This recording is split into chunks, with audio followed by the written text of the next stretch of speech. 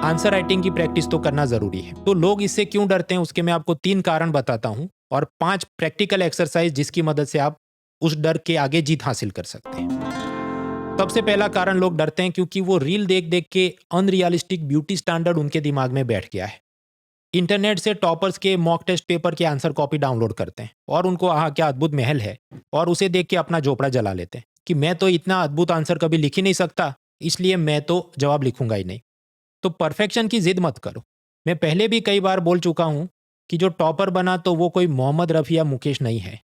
बादशाह और योयो हनी सिंह में जो कम बेसुरा गाता है वो सिलेक्ट होता है। मतलब दूसरे लोग खराब जवाब लिखेंगे, आपको कम खराब जवाब लिखना है, आप सिलेक्ट हो जाएंगे। इसमें टॉपर की बुद्धिमत्ता या चरित्र का बात नहीं है। मुद्दा ये 2013 में यूपीएससी ने सिलेबस बदला मेंस का, तो इतना व्यापक सिलेबस है कि कोई भी उसका बेस्ट आंसर करके जा ही नहीं सकता। सभी लोग ये पीडीएफ वो पीडीएफ करके ही गए हैं। दूसरी बात है, मास्टर शेफ दिल्ली का डर मत रखो। देखिए, ये मास्टर शेफ इंडिया ऑस्ट्रेलिया वगैरह जो भी शोज आते हैं वो कुकिंग नहीं सिखाते, वो मैथ ही मारना सिखाते हैं कि उनके हिसाब से रोटी बनाने के लिए 4 चीज नहीं चाहिए, oil water flour and salt. No, वो कहते हैं 7 चीज चाहिए। Wheat flour, ghee, salt, baking soda, water, sugar, yogurt.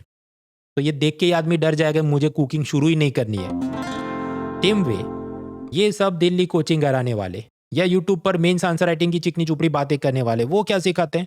किसी सवाल में अगर पूछा गया examine the impact of GST, तो उसका अलग जवाब होता है। किसी सवाल में अगर पूछा गया critically examine the impact of GST, उसका जवाब अलग होगा।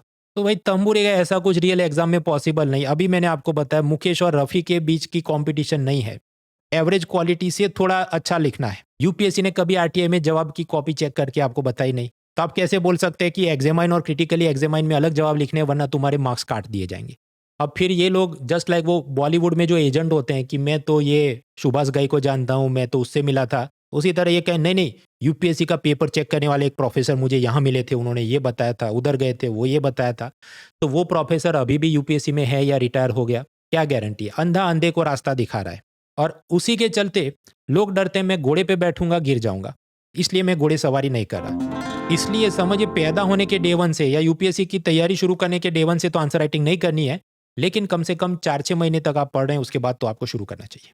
अब मैं आपको 5 प्रैक्टिकल एक्सरसाइज बताता हूं जिससे आप इस डर के आगे जीत हासिल कर सकते हैं। ये 5 एक्सरसाइज हैं एनसीईआरटी, इंडियन एक्सप्रेस, निबंध, ऑप्शनल और एथिक्स के साथ जुड़ी हुई। अब असल में क्या एक्सरसाइज करनी है वो मुझे सुकून से विस्तार से आपको बताना होगा, लगभग 30-40 मिनट का वीडियो बनेगा। तो लॉन्ग फॉर्मेट वीडियो इसी चैनल पर है, तो सब्सक्राइब करके जरूर से देखें ताकि कुछ भी मिस नहीं हो जाए। Let's crack it. An academy. Let's crack it.